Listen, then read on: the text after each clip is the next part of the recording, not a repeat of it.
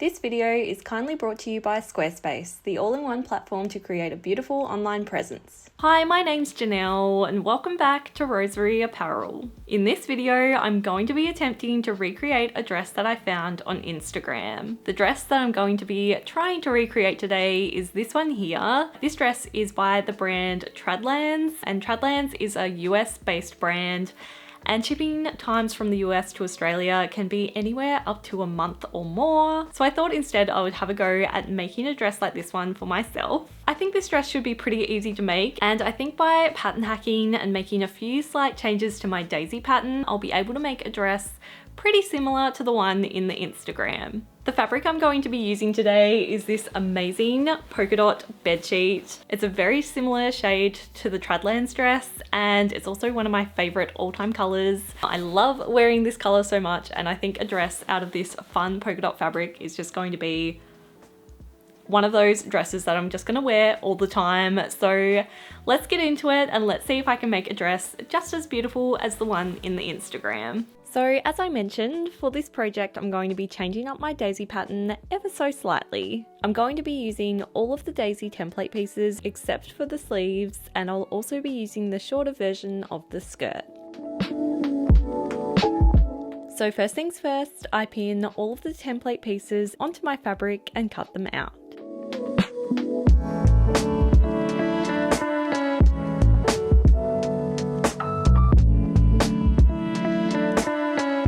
To make the sleeves of this dress, I'm going to be using the sleeve template of my willow pattern instead, as I think they're going to be the perfect length to create a similar look to the Tradlands dress. Also, did you know that you can mix and match the sleeves between all of my sewing patterns? I also have some free statement sleeve templates that you can download and use with all of the sewing patterns as well, which is just a really easy way to change up the look and style of each pattern.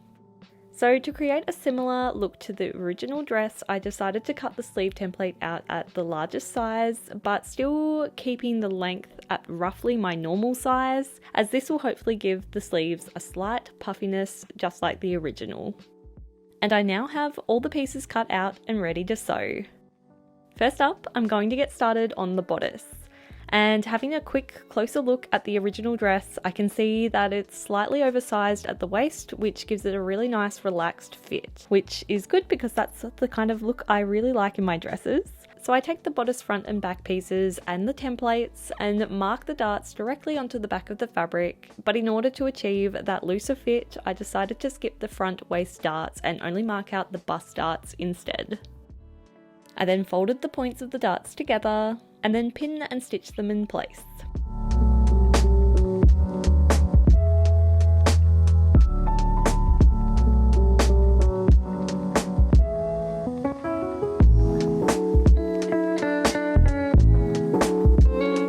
Once the darts are stitched, they give the bodice a nice amount of shaping and look a little something like this.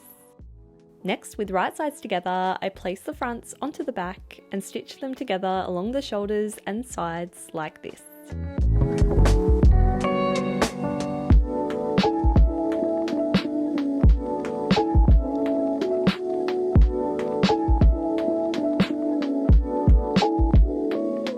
I then take the 4 pocket pieces and overlocked the curved raw edges, which will prevent them from fraying. Then with right sides together, I place the pockets onto the skirt fronts and back, matching the notches together.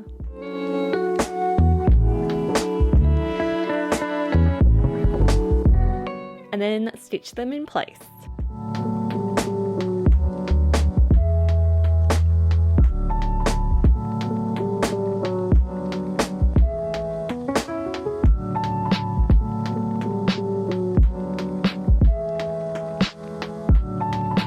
I then place the skirt fronts onto the skirt back with the right sides of the fabric together and matching the pockets together, and then stitch them together along the sides, remembering to stitch around the pockets like this.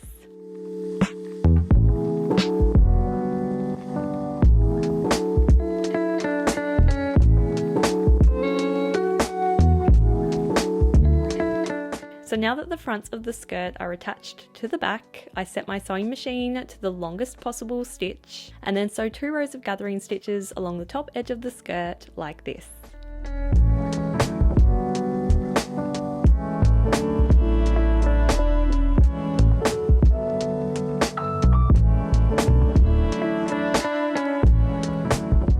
I then gently pull on the top 2 threads to gather up the top edge of the skirt until it's approximately the same size as the bodice.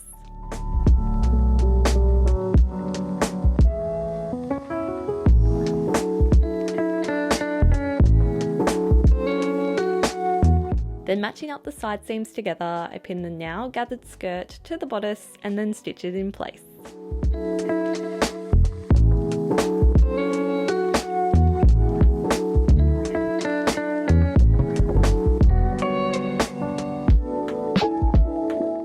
Once stitched, I give the gathers a good press with my iron. And now the main body of the dress is coming together nicely, so let's take a quick break to talk about the sponsor of this video.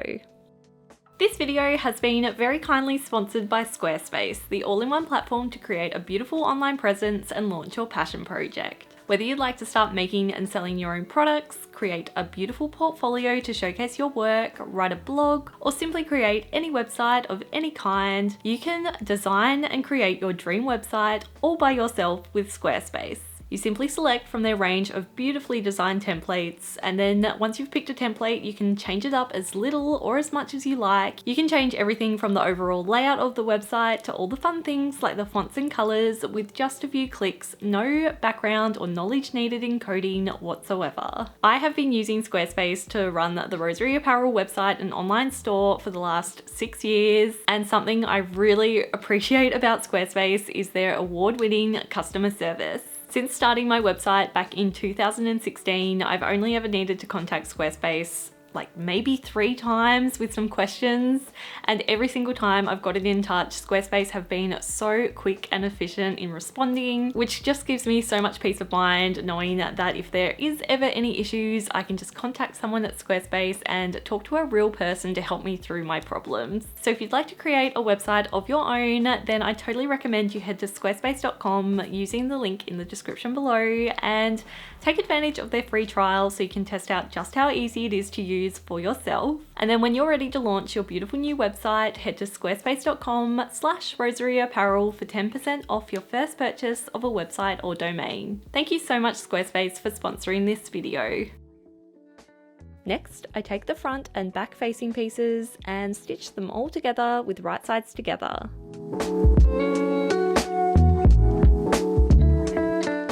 I then overlock the raw outside edge of the facing,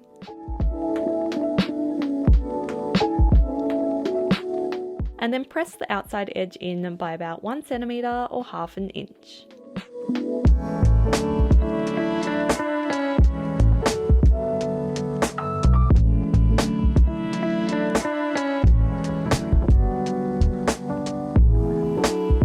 Now it's time to attach the facing to the dress.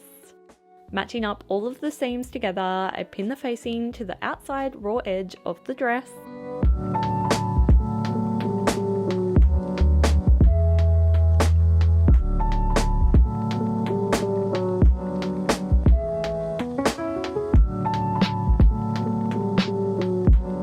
And then stitch it in place.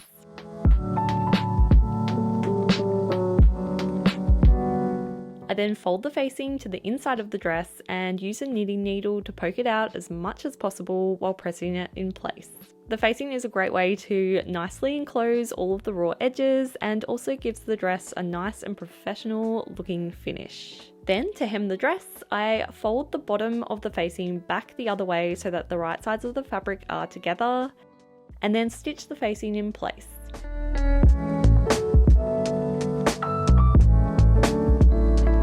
I then repeat this for the other side. And then snip the corners and then turn the facing back right side out. This then folds the bottom edge of the dress up slightly, so I press along this folded edge and then stitch the folded edge in place to nicely hem the dress. While hemming the dress, I also top stitch along the entire center and neck edge of the dress, which will help keep the folded facing in place.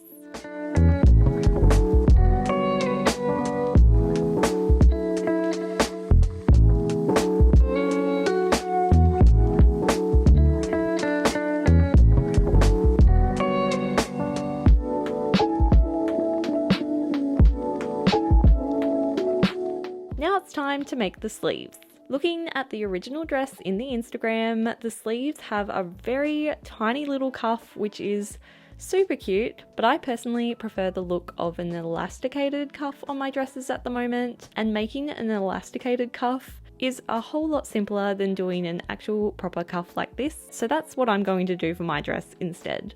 To make the sleeves, I start by sewing 2 rows of gathering stitches in between the notches like this.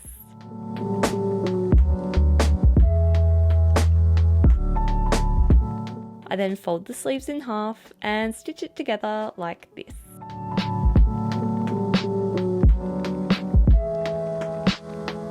I then hem the sleeve by folding and pressing the bottom edge in by about 1 centimeter or half an inch. And then fold it in again, but this time I fold enough so that it's able to comfortably cover up some 25mm wide elastic.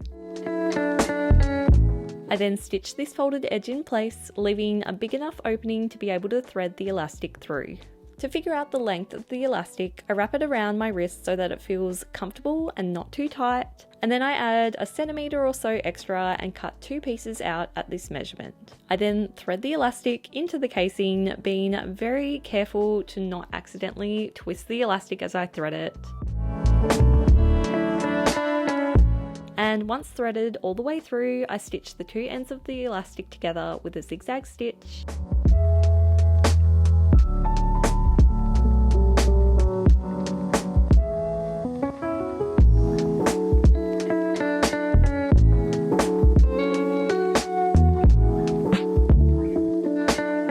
And then sew the opening closed.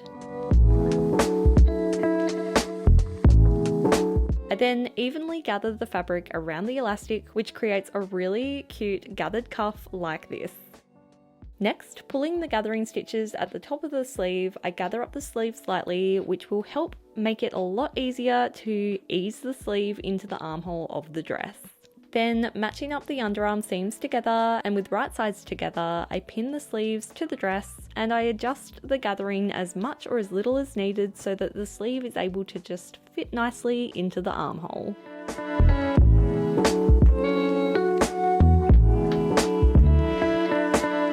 I then stitch the sleeves in place.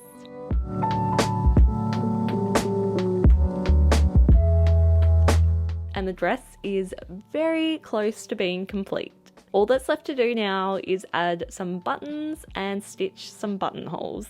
I managed to find these creamy coloured buttons that actually look very similar to the buttons on the original dress, which I was very happy about. And first up, I mark out the position of where the buttonholes will sit along one side of the dress with my water erasable pen.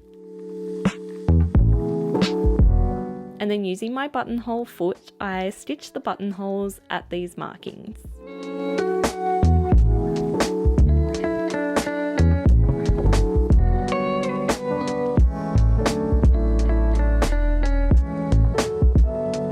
Then using a seam ripper, I carefully rip the fabric in between the buttonholes to open them up.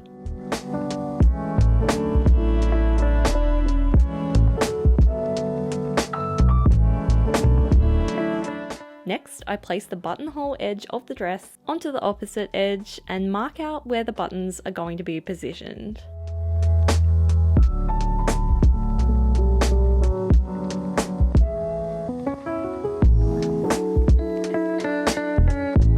I then stitch all of the buttons in place.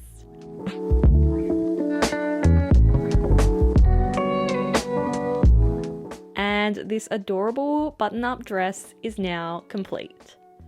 So, how does this dress look compared to the original Tradlands dress?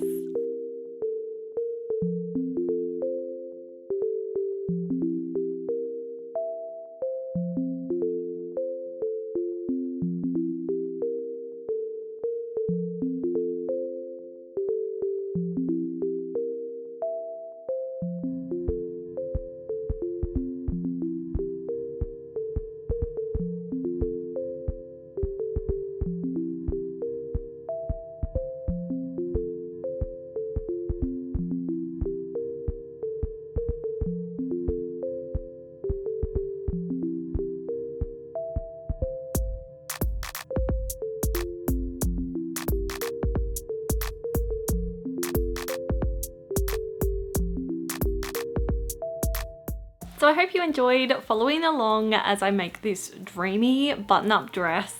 I think this is definitely going to be another one of my perfect everyday dresses. I just feel like it's a really comfortable dress to wear in absolutely every situation, whether you're just going to the supermarket or going out for dinner with friends. So yeah, I'm so glad I had a go at making this dress. It turned out just as beautifully as I'd hoped, so I'm really, really happy about that. If you do have a go at pattern hacking the daisy pattern to make a dress just like this one, then I would love to see it. So be sure to tag me at Rosery Apparel when you share your photos on Instagram. And I hope this video maybe inspires you to have a go at making some of the dresses you see on Instagram instead of just clicking through and purchasing them. Thank you so much for watching this video until the very end, and I'll see you in the next one.